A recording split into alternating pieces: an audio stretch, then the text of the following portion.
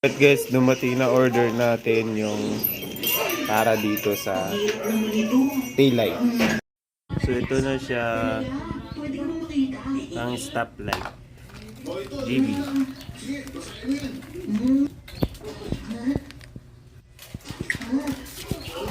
May manual naman siya. Tara, kabitin natin.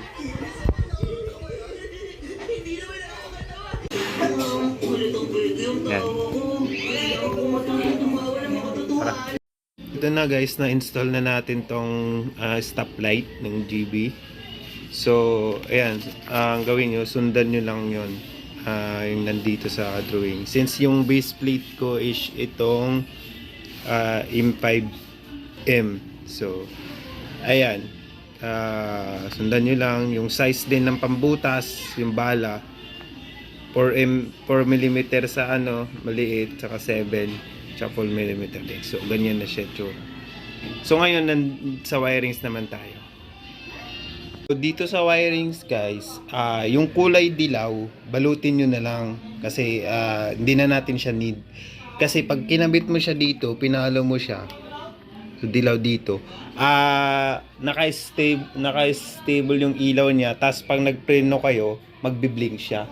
So which is bawal, di ba?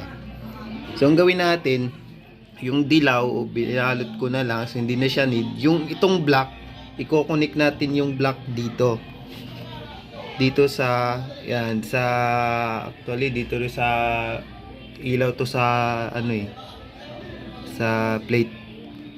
Yan, kulay black natin itap. Tapos itong blue na to, i-connect natin dito sa dilaw. Yung dilaw na yan, tatap lang natin siya dito, papasok lang natin siya dyan.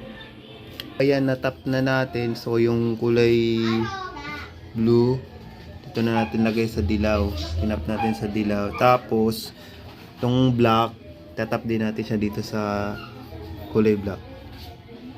Ayan. So ayan, on na natin yung motor. So yan, buhay yung ilaw sa taillight, tapos ito patay. So try natin i-preno.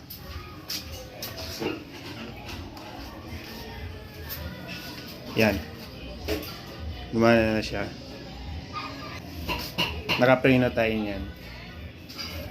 Tanggalin yung preno, patay.